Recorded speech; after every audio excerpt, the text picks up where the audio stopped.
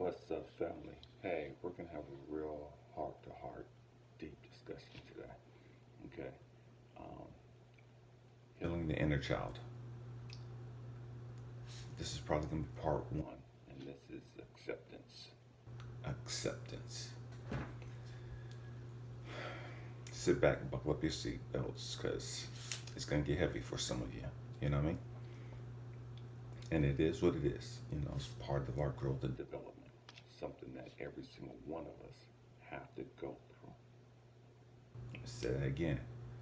This is part of our growth and development. This is something that every single one of us, I don't care how much you think you got your stuff together, I don't care how much money you got, none of that stuff matters. It don't matter how many degrees you have.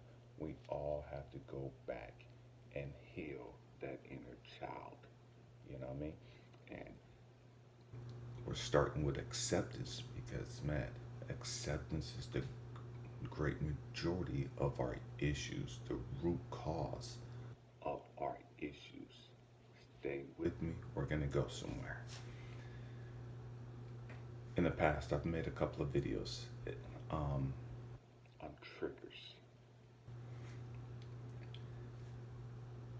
Family, we have to understand that even as adults now, when somebody says something, somebody does something to us, and it hurts us, it bothers us, it pisses us off, or whatever the case may be, man, that's a trigger.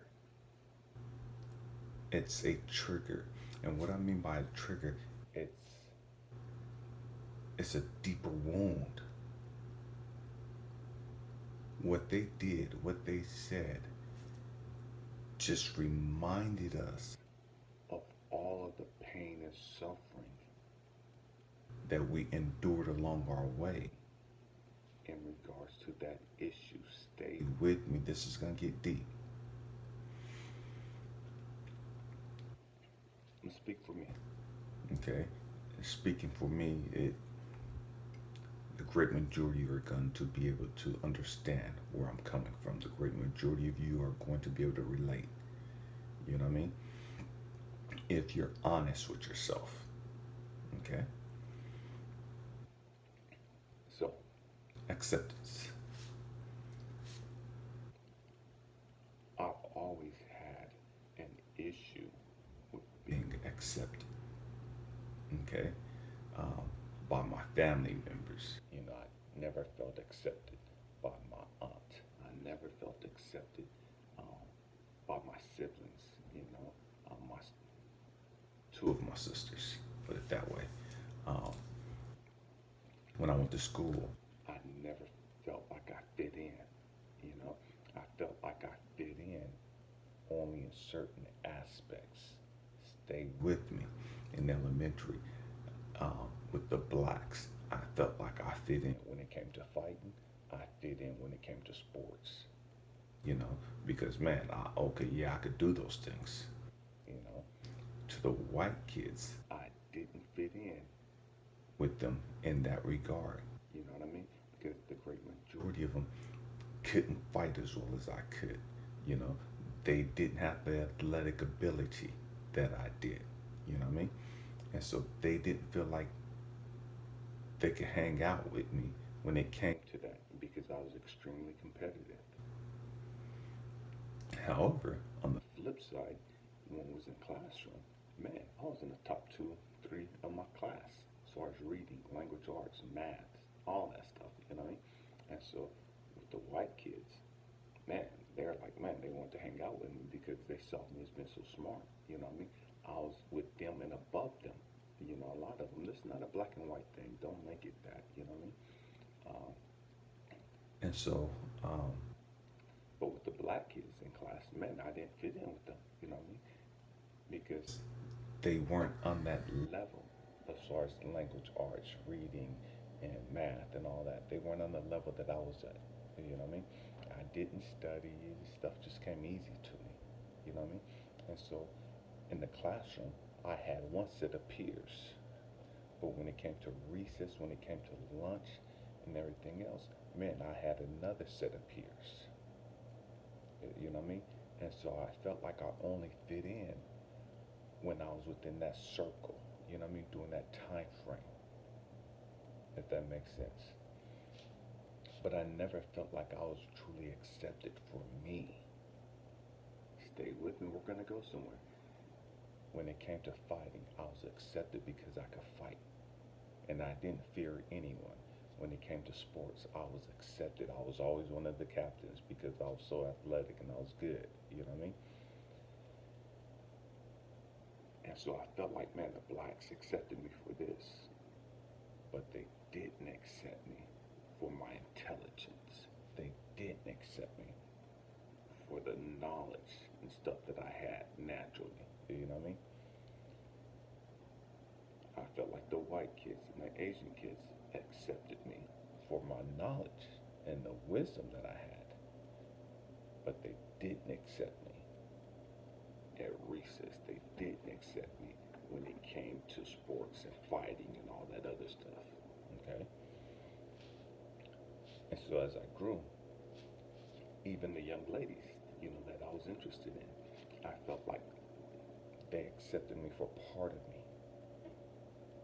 You know what I mean? They didn't accept the entirety of who I was. They embraced the fact that I was great at sports. They embraced the fact that I was popular. They embraced the fact that I could fight. And I had a no fear mentality. You know what I mean?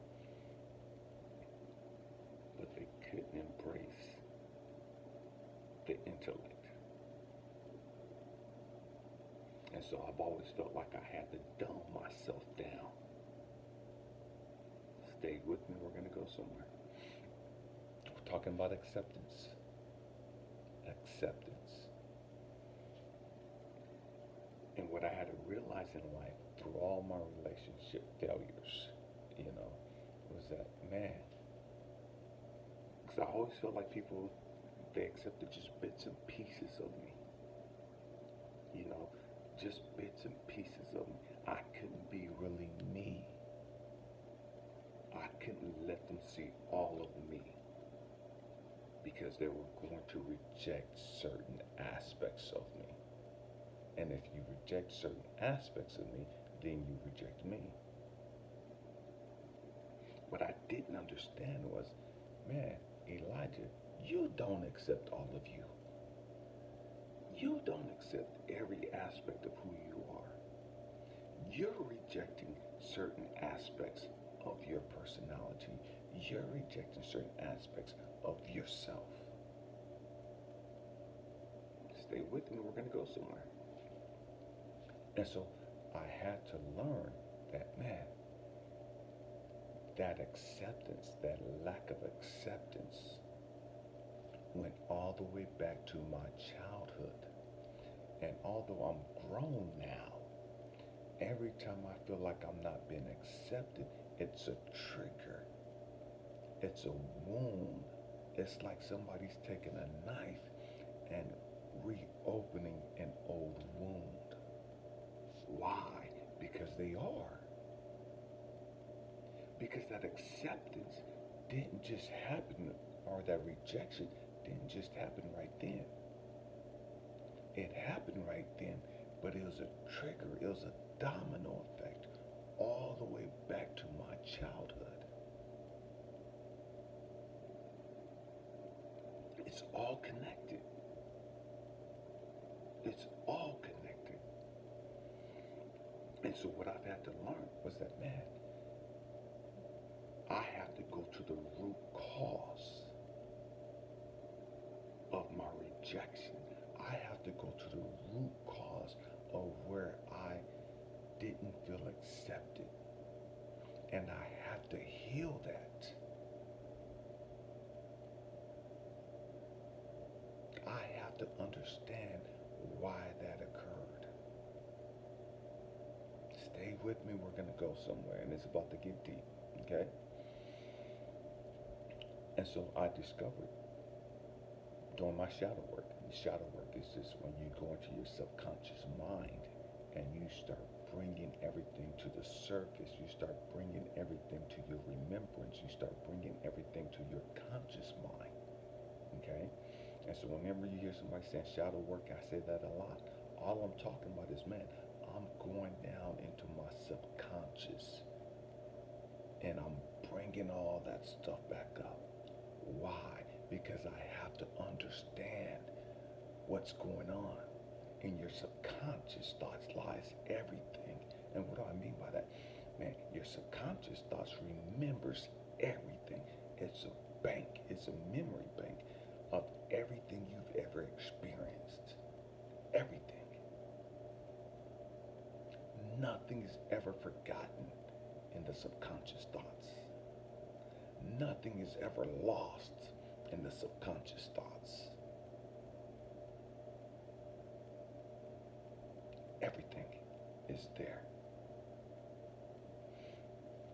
And so you have to dive into your subconscious thoughts. You have to go into the abyss. You have to go into that darkness. Okay? And it is only by going into the darkness that you're able to find the light. Stay with me. We're going somewhere. I'm going to say that again. It's only by going into the darkness that you're able to find the light.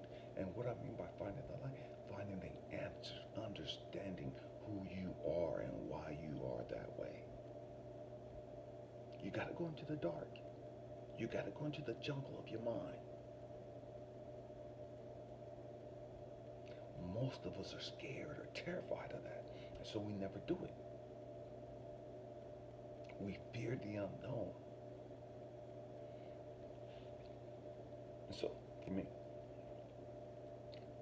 I realized that going into my subconscious thoughts, going into the jungle of my mind, if you will, going into my darkness, that my first experiences of rejection started with my father. Stay with me. As a little kid, as a little toddler, baby, man, I was a mama's boy. You know what I mean? Stay with me. I was left-handed. My mom was left-handed. And so I did a lot of things that my father couldn't deal with. He wasn't about that. You know what I mean? And he rejected me in that aspect. And so, as a little kid, man, after my father murdered my mom, and we went to go stay with my aunt, man, I was disciplined for using my left hand. I was disciplined. I was whipped. I had a paddle, because at that time school could whip you. At that time, again, we're talking about the 70s, the teachers had rulers and they would slam them on the desk and embarrass you, if you did something wrong, you know. And so, man, I would get in trouble for using my left hand to write or to draw or whatever, you know what I mean? And so I was corrected and forced to use my right hand. And I never understood what that was about. They always told me that was devilish. You know what I mean? And so as a little kid, you don't know any better. You just taking their word for it. But what that did was that reinforced the rejection of who I am. What that did was that reinforced the fact that, hey, you're not right. You're not like everybody else. There's something wrong with you. And so being around all the black kids in school and being super smart, and for whatever reason they didn't read on the level that I did. They didn't understand math on the level I did. Man, that rejection from them, man, made me feel. And again, this is in the 70s, And anytime somebody was smart, black, well, man, you're a sellout. You and Uncle Tom, because you were smart. You know what I mean? You're not black enough. You know what I mean? And it's like, how ignorant, how stupid is that? How asinine is that? But that's what we did as kids. You know what I mean? If you were smart as a black kid, man, you was a sellout. You was in black. You know what I mean? And so a lot of times, man, I realized I had to dumb myself down just to be accepted. Stay with me. And so I'm dumbing myself down to be accepted by my black peers. But it got to the point to where they would stop doing that because they knew that, man, my name was Broadway. I could fight. Broadway ain't right. Broadway crazy. Broadway throws them things. I remember, I think I was like in the fourth or fifth grade.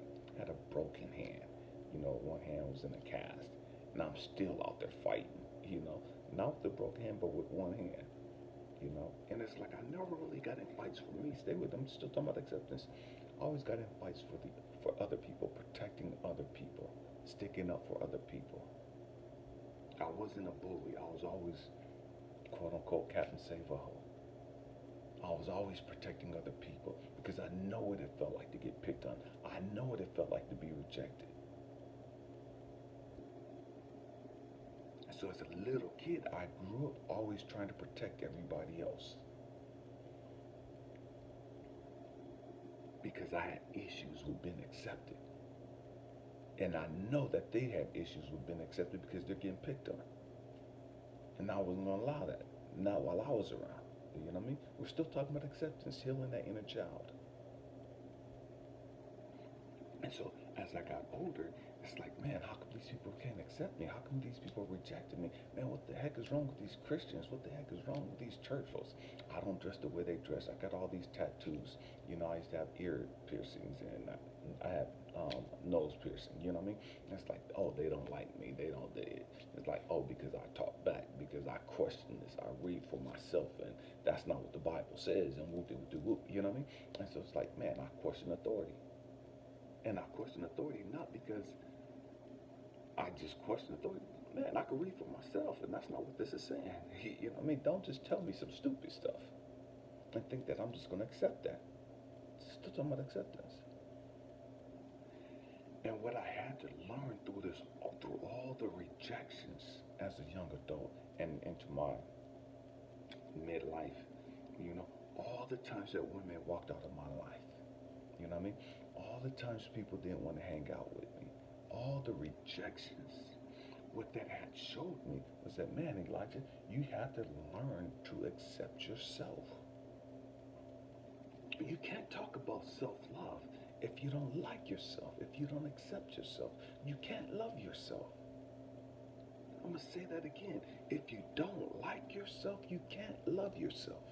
If you don't accept yourself, you can't like yourself. If you don't like yourself, you can't love yourself.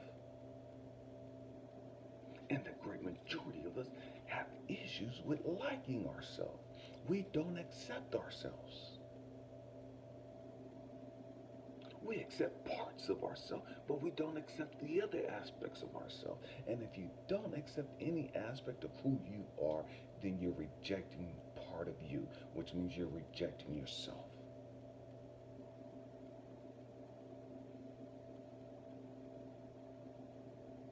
And I don't care what it is. I don't care how small you think it is. If you reject any aspect of who you are, if you reject the fact of your color, you reject the fact that you're not as tall as other people, or you're too tall, or you reject the fact that your nose is this way, your ears is this way, your lips are this way, you're flat-chested, or you're big-breasted, or whatever the case may be, you're heavy-set, you're skinny, whatever. If you reject any aspect of yourself, you don't accept yourself.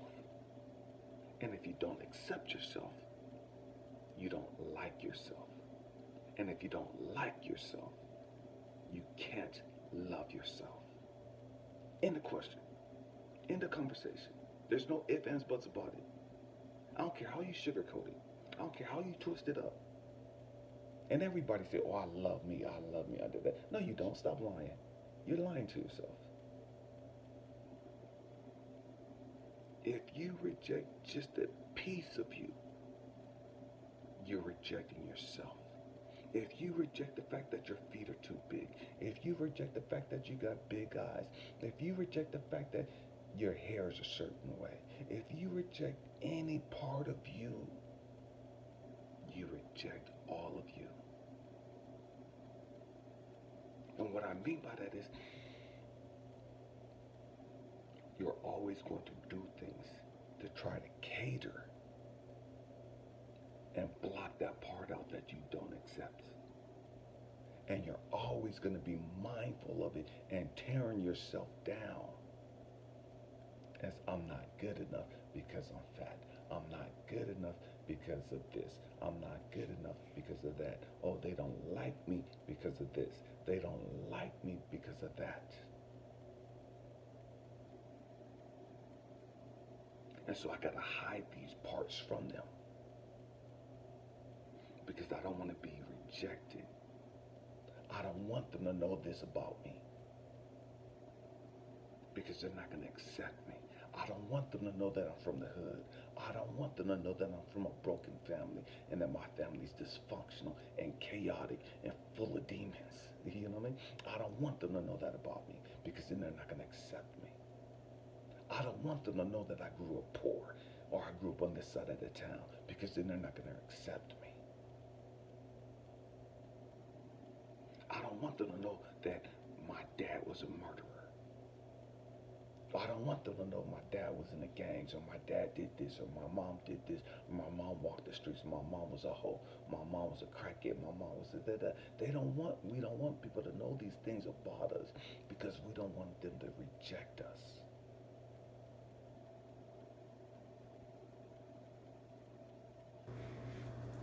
And so we have to learn how to heal that acceptance. And you have to go to the root cause. And for the great majority of us, the root cause of all of our rejection and not accepting ourselves goes back to our childhood. Whether your dad walked out of your life, whether your mom walked out of your life, whether your siblings didn't like you, whatever the case may be, whether your grandparents didn't love you or didn't claim you,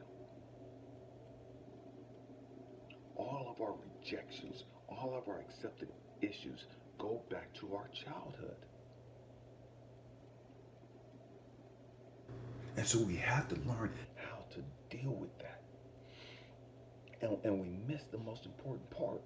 We go through all that we go through in life as far as the rejections and the acceptance issues and all that other stuff. We go through all that stuff. Why?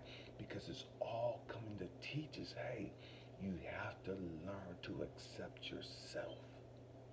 I'm going to say that again.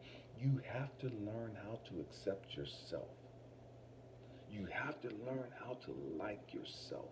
You have to learn how to love yourself. And so although my dad was chaotic and demonic and all the stuff that he did, and my family growing up, all the crazy stuff that they did to make me not accept myself, to make me not embrace myself, to make me not love myself, all the crazy stuff that they said. And all the women that walked out of my lives and all this other stuff, what they were showing me. And again, we have to get rid of that victim mentality. As long as you maintain a victim mentality, you're never going to heal. You're never going to resolve your issues holding on to that victim mentality. Everything you went through was to teach you something. Everything that I experienced that was a rejection was to teach me, Elijah, you don't like yourself. Elijah, you don't accept yourself. Elijah, you don't love yourself. And I don't care how much you think you do. I don't care how much you try to act all arrogant. I don't care how much you try to act like you all love yourself and you so proud of how you look and woo-de-woo-de-woo. You think you fly. You think you look good. Woo-de-woo. Man, I've been through all that stupid stuff. And the reality is I was that way because I really didn't like myself. I was that way because I really didn't love myself.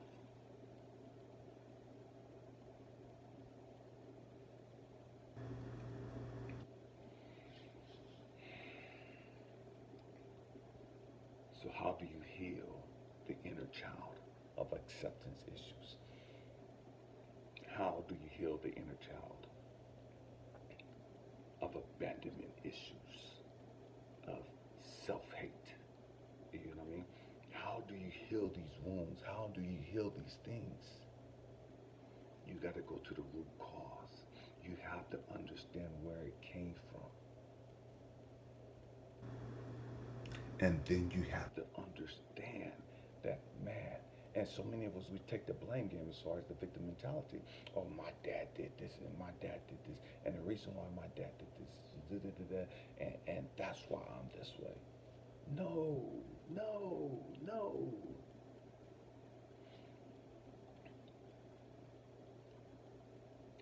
We're the way that we are because we chose to respond the way that we did. It don't matter what people do. It don't matter what people say. We are who we are because we made the choice to respond and to react the way we did. It may not seem like it, but again, all things work together for our good. Everything is always working out for me. Stay with me.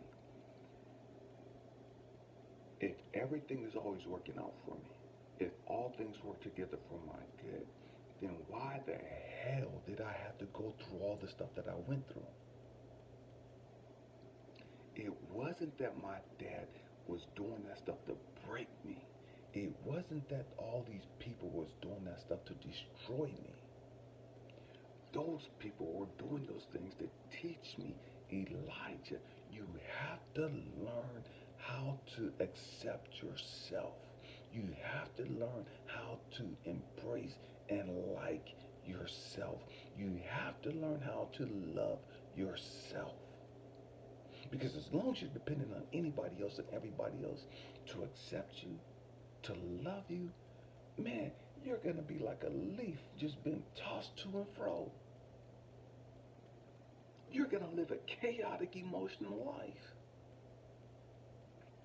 But you're going to sell yourself out because you're constantly trying to be accepted. You're constantly trying to be loved by everybody else.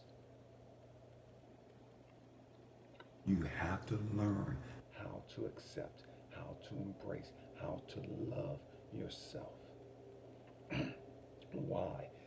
So that when other people don't give you the affirmations that you think you deserve, you could pat yourself on the back, knowing that you're accepted, knowing that you're loved, knowing that you're worthy. And it don't matter what other people think about you. What matters is how you think about yourself. What matters is how you feel about yourself.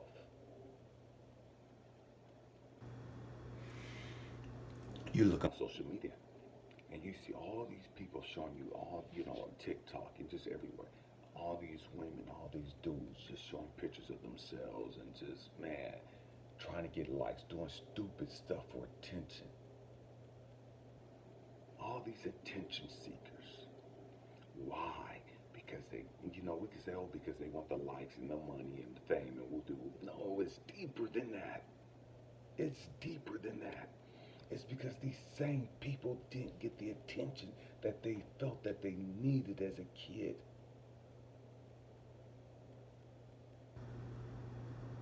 They didn't get attention. They didn't get enough attention. And so now they're doing things to get that attention. Now they have the body, the looks, or whatever to get the attention. And because that inner child hasn't been healed, man, they're doing anything and everything to get that attention.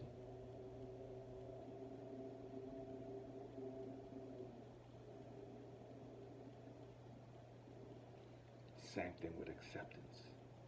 Same thing with love. When you grow up and you don't get the love that you need, man, you grow up and you're craving and you do different stupid stuff looking for love. in all the wrong places. Why? Because you're not getting all that love as a kid, you're not getting the love that you felt that you needed. Man, that was preparing you and trying to teach you, man, you have to learn how to love yourself. You have to learn how to love yourself.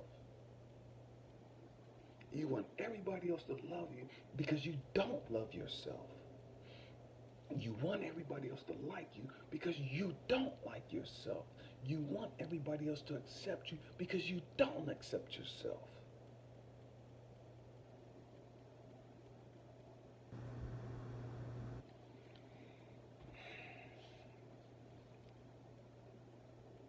My hope and prayer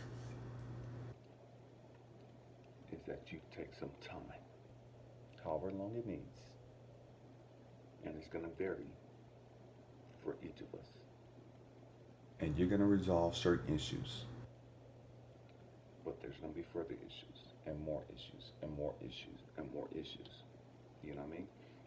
And there's this saying that people say, higher levels, deeper devils. And what they're saying is, man, the more you grow, the deeper you go. I'm going to say that again. The more you grow, the deeper you go. And what I mean by that, man, in order to go up, man, you got to go down. And what I'm saying, you got to go deep into the subconscious. You got to do your shadow work. You got to go into the fear of the unknown. You got to go into the jungle. You got to go into that abyss. You have to go into the abyss. You have to do the work.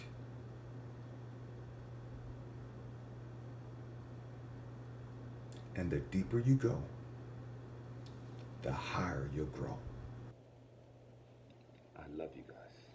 Happy healing.